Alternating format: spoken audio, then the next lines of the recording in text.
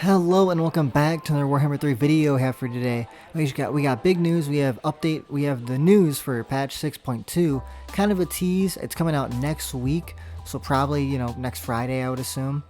Very excited. It's not all of it. It's kind of just like two, three things that are like some of the meat and potatoes they're going to show us. But we have the rework for all the items from the ground up, which is very exciting. A bunch of new items, and they've changed a bunch of items into better ones, as you'll see as we go through this. And there are new units that are completely free for the vampire counts and chaos dwarves. And yeah, and they said next week when that goes live, they're gonna have the whole full list of everything else they're gonna add. Some stuff they probably just working on a little bit, and then they're ready to show us. So yeah, let's get into it. So here what we're gonna do in this video is we're gonna read some of this, and then we're probably gonna skim some of the stuff at the end, because they do just talk about the items for a very long time. So we're gonna get into that, the meat and potatoes, just so I know. I just keep saying the same thing. It's the second time I've recorded this because the first one, the audio just wasn't there. But hey, it's all fixed. Now let's get into it.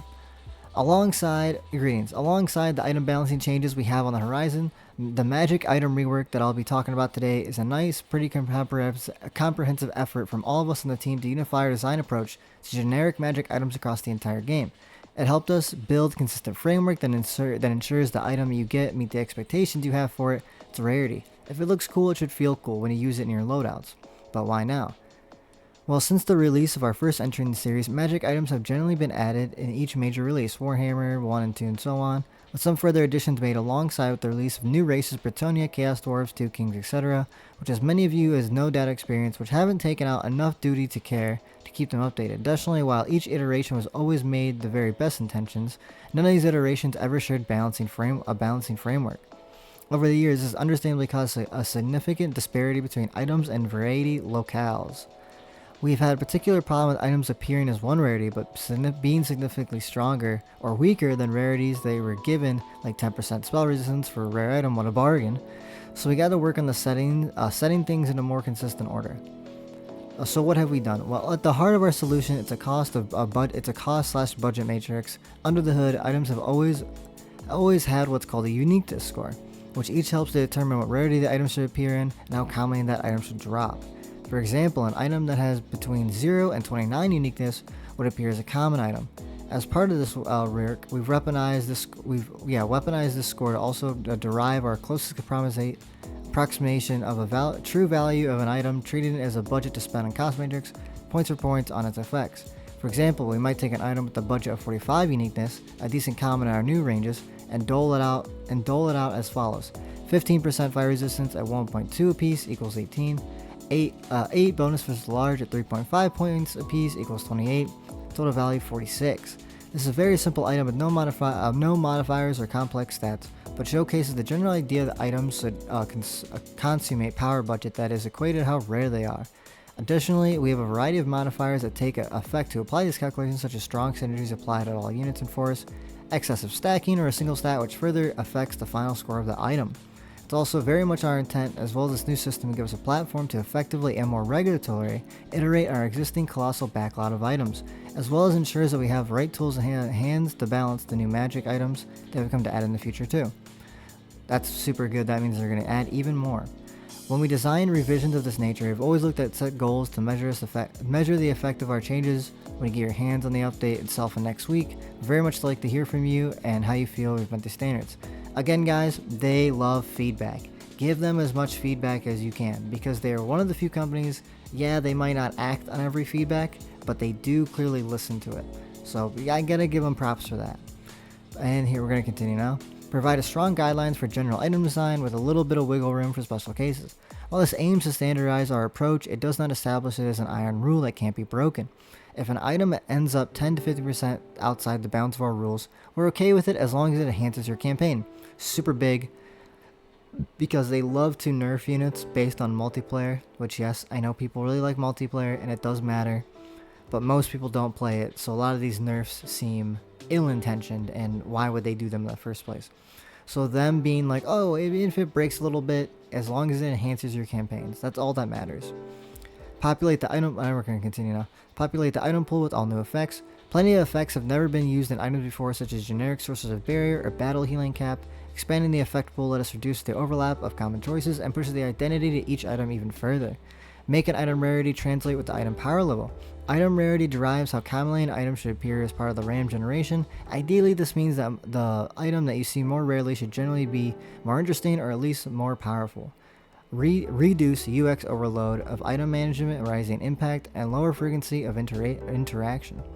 We received regular reports from players who find management of excessive amounts of items frustrating or boring. We're aiming to reduce the number of decisions being made, but make each decision you made be a bit more notable. It's also a lot of pen and paper work, a lot of which we don't always look so flashy out of the gate, but based on our own playtesting and feedback we've received so far, we know this is a massive positive step forward in the area of the game. The eagle-eyed among you may have spied that we have looked to rework magic items much earlier than this next week update, but when we playtested many of the changes we originally had in mind, we realized the scope of what we had is way bigger than we initially thought, and our internal feedback caused us to hold back on deploying an earlier version of these changes until we could solve it for the best possible version of the rework. Our original scope wasn't big enough. Originally, we had a short list around 80 items that we knew we needed a good pass to bring them up to our new standard, with the intent of making further iterations over several patches. That alone never felt quite right, so we went back to the kitchen and ensured that our rebalance didn't apply to 10% of our items, but over the 800 common items and rare items we have in the game today. We also knew that we didn't originally have sufficient gaps in the min/max ranges of power when evaluating items based on their rarity. Items that were valued at 29 uniqueness, our highest value common item, and 30 uniqueness, our lowest value for an uncommon item, was pretty much indistinguishable. It made the common feel really powerful relative to its tier, and others feel super weak compared to that item. For example, you would have like one item that's like 10% physical resistance, but then you'd have like no, I'm saying like I mean an uncommon, you know, the rarer ones would have like physical resistance, but then the common would have like ward save, which is infinitely better than physical resistance because it blocks everything, not just things that block physical, you know, because magic attacks, they do not. I'm just gonna take a sip of water. And now that I'm rereading this for the second time, it's really cool what they've done, because basically, to sum up a few of these, is that usually it was a round of, like they said right here, 0 to 29 for common, but they're gonna boost it to 35 and 50. So everything has like a power level and now has like set systems. But they also bring up later on that there's also gaps. So for example, common items will stay at 50, like they won't go past 50, and uncommon items start at 80, which is super cool because you're actually going to feel the difference of each items, and it'll just make the game a lot more thought-provoking, you know? Instead of looking at numbers and go, well, this is 10% weapon strength, and this is, well, ward save, I wonder which one I'm going to pick. Like, it gives you more choice as the player. So yeah, let's continue. Yeah, we said that yeah, I just explained this. We've also introduced the air gaps between rarity tiers. Common items no longer end at 29, uncommons no longer start at 30. When the changes go live, we're setting a 30-point gap between these two tiers, so commons will not end at 50 uniqueness, uncommons will reappear in the pool starting at 80, helping them feel more valuable by comparison. In our intention, we also realized that the value of specific effects was out of proportion what was actually perceived as valuable, so we've completely scrapped our original matrix and rebuilt the entire thing based on internal feedback. For example, we knew something about the original effects didn't feel great when they were only effect on an item, think spell resistance or charge bonus.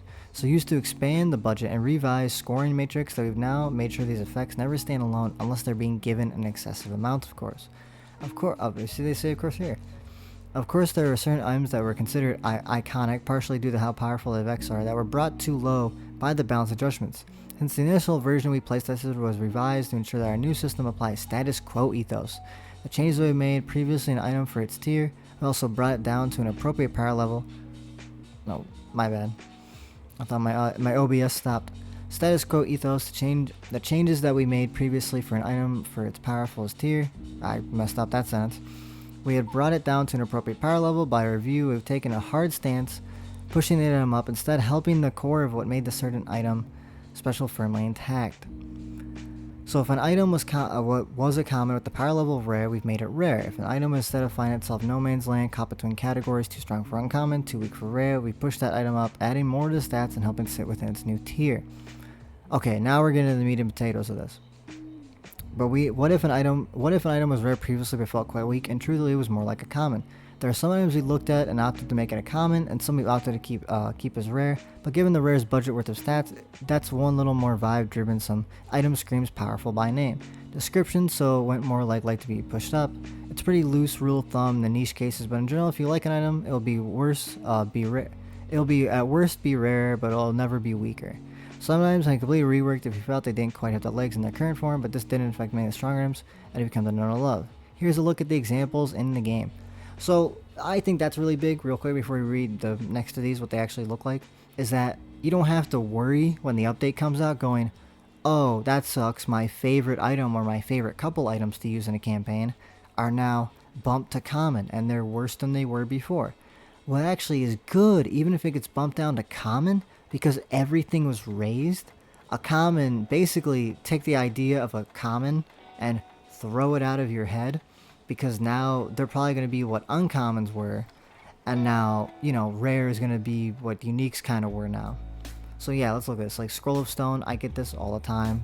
It's a decent spell, but now instead of, it's still uncommon, it actually gets immediately cause wall breaches when besieging, still has the bound spell Assault of Stone, and you get attribute Wall Breaker.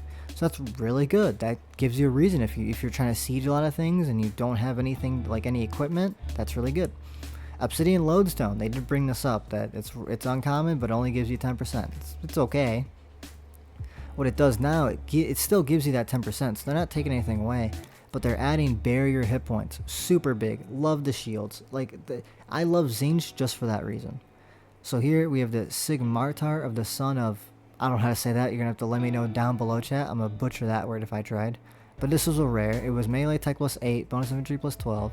But it actually has, now additional, it's still rare, but has vigor loss reduction minus 20%, melee attack is still there, and enables flaming attacks now, and it still keeps its infantry. So that's really good. I actually like that because vigor loss is kind of like super important now. And here we go, as they were saying, some commons have been bumped up. So this one, Everbleed, enables magical attacks, passive ability, but you can tell it's old because it imbues poison and duration is forever. They could have just said poison. But instead, to make it a bit more special, instead of a poison magical weapon, essentially, at a common, which is crazy, it's now still enables magical attacks, but has cause disembowelment effect draining hit points. That's super cool. Like, that's probably way stronger than the poison. And on top of that, causes fear and causes terror. So I really like that. I cannot wait to see this. Like, there's going to be so many more items. They do list some of them here. They may not tell us what they do, but the descriptions are pretty cool. So yeah, let's get back into it now. And an item availability side of things, the first topic we want to address is item spam. In any given standard campaign, we've generally found the player will wind up with tens of unused items going into hundreds. Much longer campaigns, this is an extreme amount. Item causes knock-on to other systems, especially the UI. We have to find that equipment items can become much more difficult and tedious, given to find yourself having to search through too many items to find the one that you may actually want to use. That means extra scrolling, hovering over tooltips in the UI, not really designed features such a breadth of items, and areas such as item fusing, a large amount of items degrade in the usability this feature, given that you'll require 2 items per fusing, creating a lot of clicking just to rid yourself of unwanted items. So what have we changed? In general, there's now a lower drop rate for all items, reducing the amount you'll gain across the campaign. We're confident that this is a positive change given the amount of items that you can currently acquire.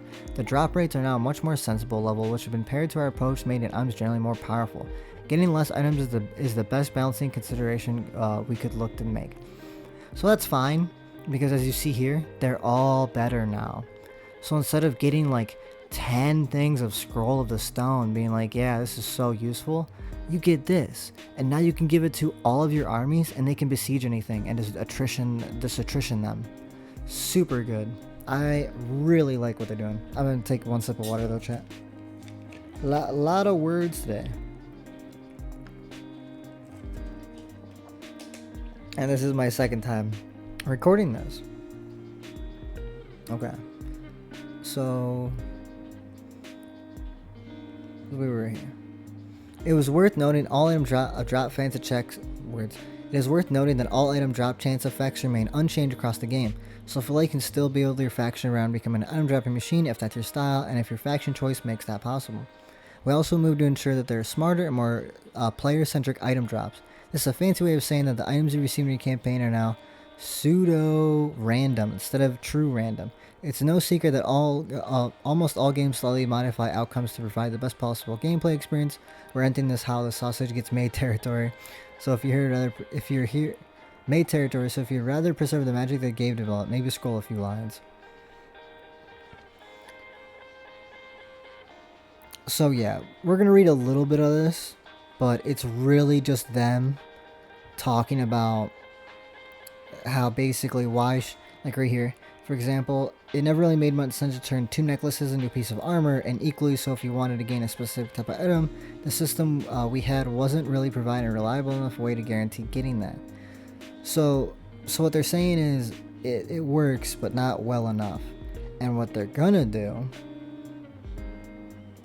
I don't know why I stopped there for that. What they're gonna do is right here. Second, rare items can now be fused into unique items. Much like we have elsewhere in Update 6.2, you'll find we've been adding a bunch of unique or tier purple items over the previous patches, and we'll possibly love to keep doing that. Now you currently have a very low chance of gaining these items, SAS post-battle loot, but you can also gain them by fusing rare blue items. However, the major caveat here is there's a small chance of success when fusing your rare items and failure result, producing a completely useless piece of scrap, quite literally just an item that you scrap which can only be salvaged. Good luck. So they're just making it to where, you fuse them and you get something more sensible out of it. So yeah, and I think this is super big, probably my favorite out of all this. Before we get talking about some of the new items that we're bringing into 6.2, note on removing banner restrictions. So no longer are you stuck with just one, and you just have to give it to whatever unit you think can use it best. You can now have, like there's a banner of the flame, I think is what it's called, and it gives them, imbues all the weapons with flames. You can get like 5 of those, and have like your whole front line, or your back line. That'd be amazing. I'm very, very hyped to see that. So yeah, you're no longer limited to 1 per army. Super big. Okay, now we're through all the fluff, through all the how they had to rebuild it. So these are the new unique items. So yeah, spoilers ahead if you like to just discover items on your own, but these are the ones that are going to be added, but there's nothing telling you what they do yet, besides the little descriptions. So we have Worm Slayer, I think I'm saying that wrong. Worm Slayer, a sword famed for its ability to slay large foes. Any character want to bring down the biggest of enemies will find the sword more than capable. However, one will be aggressive and forego the ability to fight massive infantry easily. So this seems super cool. So you're probably gonna get like a bonus versus large, and then like a negative bonus versus infantry, which is cool. There's characters like that. I'm not even gonna try to say this word. You have to let me down below. Like skin, yeah, I'm not even gonna attempt. But fancy shield. A shield polished to the extreme levels, now able to reflect almost anything, be that the charge of enemies or magic itself. I am very interested in what that even means. Does it get like just bonuses against both, or is it gonna be like an ability, Next we have a Cursed Armor, an extremely powerful piece of armor that offers its wearer immense defensibility and even the ability to cheat death. That sounds amazing. However, the armor is not without its curses. Again, super interesting. I really like that. We have Briar Sheath, is how I'll assume how you say that one. One of the most unique pieces of armor found anywhere in the world, even if you can call it armor. This is a mass of brambles and thorns. While not immensely useful as it means of protection, instead of protector where by virtue of being unrivaled and keeping them hidden from foes. So they're playing at stock and all the sneaky abilities in the game. Then we have the Fell Blade. Wait a second, that's a rare item. I've seen it. We thought the iconic weapon that brought low to the Lord of Death undead himself deserved more to be than a regular item. Wielding this blade makes you vulnerable to its foul curse, surely eventually perish, but every strike causes monstrous, degenerative damage and executes the weakened. Amazing. Sounds really fun. And here's like the cherry on top of the new items that we know of so far, called the 8 Burning Books of Corn. Legends tell of 8 burning books of corn spread across existence, with anyone who may one day hold all of them able to access an immense power of destruction unlike any other. Should fate or ever curse you enough that you stumble across one of the 8 volumes of this dreaded book, then a fateful choice awaits. You should pursue all volumes at immense risk and cost to your faction, with an aim to eventually combine them all to complete one all-powerful book, or simply play it safe and let the legend remain just that. The first of these 4 new magical items, each constituting 2 volumes of the 8 burning books, so really 4 burning books, can be discovered with an extremely low chance in your campaign. Each item offers the ability to discover the subsequent volumes of the book, and when equipped, when all 8 volumes have been collected, they can be combined. And providing you are not a Cornate faction, a big decision awaits you, as you'll have the ability to decide what exactly to do next. Be aware, however, each volume will take a terrible toll on your faction, only growing more difficult to manage as you discover each volume. It is up to you alone to decide if it can risk the cost worth what lay at the end. Note, as a Cornate faction, you can use this, of course, and combine the books. However, certain gameplay elements will be different, with some negatives naturally being positive, given your links to Corn. Super excited. I think this is like bigger than the free units, because just like the the random buildings and random little events they do with settlements now, I think this is very much in the same vein, but like dialed up to 10, because it gives you a choice, which is cool because it's a sandbox mode. So more choice is kind of the only story element you have is your own story, So the big thing is, like it says, you can collect them, you get something strong, but the more you do so, the more parallel it'll be. So I think that's just a great combo, and it will really give life to the mid game, because I feel like the end game, it's okay, and the beginning is fine. I feel like the middle game and the end game, I won't lie, they need more. Just some more stuff, because the story from Warhammer 2 did really help the Vortex campaign, and like the Order tides would happen. And they do bring up that they are going to be fixing the AI from the improvements that they've already seen from the Proving Grounds. So that's super big. But this, it's like Stellaris level. Because at the end of the day, you're painting the map. You see a number go up. The caveman happy. Super fun though. I am incredibly hyped. It's probably the first thing I'm doing on a stream probably the day it comes out. And I think I did skim over one thing. But they were originally going to do 50 items. I don't know where it's at. But they were going to do 50 items. No, 80 items. Yeah, here it is.